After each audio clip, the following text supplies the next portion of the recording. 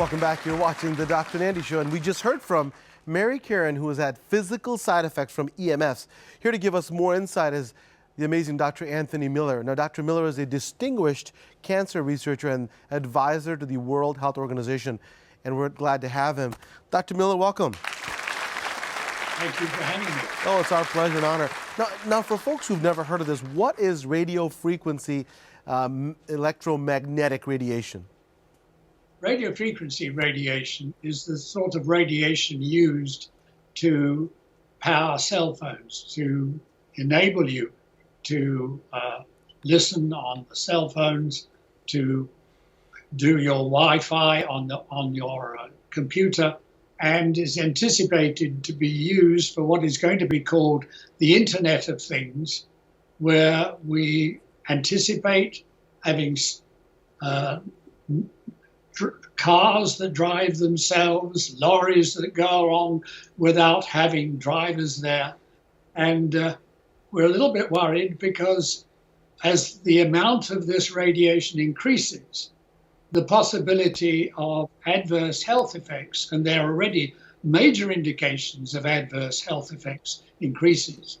So we are trying to get across the message that we want to reduce, not increase, exposure to radio frequency radiation.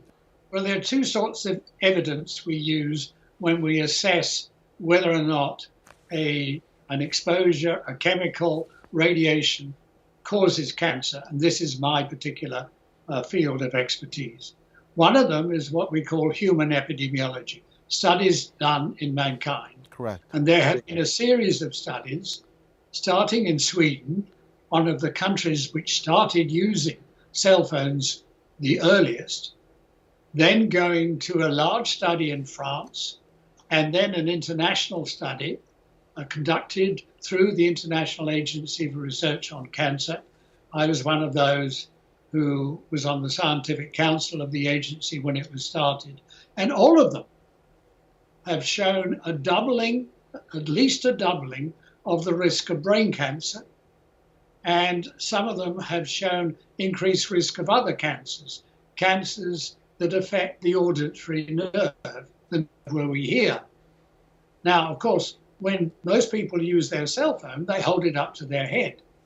And the part of the brain that has been most commonly affected by these brain cancers has been the part of the brain nearest where the cell phone was put. And of course, the auditory nerve, the nerve through which we hear, is also affected. So that's one class of evidence, and it's getting stronger. Indeed, we're now seeing increase in the incidence of brain cancer in young people, in children. Brain cancer is now the commonest cancer in children. We're seeing an increase in young adults in their teens, 20s, 30s. And when we see this sort of thing because of our previous experience with carcinogens introduced into the environment, tobacco, asbestos, we know it is only a matter of time before you see great increases in older people. Now, the second sort of evidence we use is evidence derived from special studies in animals.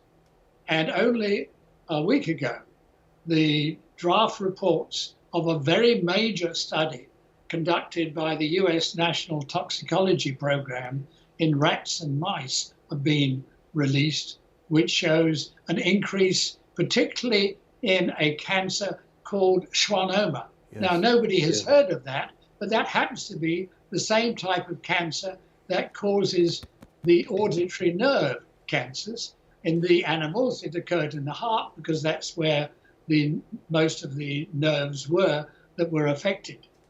But it also caused an increase in other cancers. So we now have two types of strong evidence.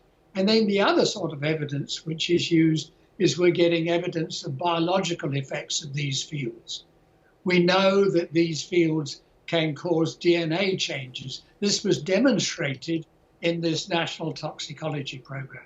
And in my view, having considered this very carefully over several years, reviewed all the evidence, I strongly believe that radiofrequency radiation is a human carcinogen. And once you've labeled something as a human carcinogen, you have to do all you can to reduce exposure to as low as reasonably achievable, what we did years ago for X-rays. Right. Ionides were used. And so it's a great advice, Dr. Miller. So to summarize what Dr. Miller says, he outlined 3 types of evidence: epidemiological studies, which he looked at populations where cancer risks are higher. He also stated that you looked at biological evidence, so we looked at animals that have increased tumors. And then we're talking about looking throughout in nations in which you can have increased risks of these types of carcinogens. And he said with this evidence that he is calling EMFs a carcinogen. So lots of you have been wondering, hey, you know what, is that cell phone or are these EMFs actually something that could be harmful? And we have one of the world's experts telling you unequivocally it can. I think it's time for us to act. As a parent, I know that this is going to compel me to do more, and I hope it compels you to do more as well.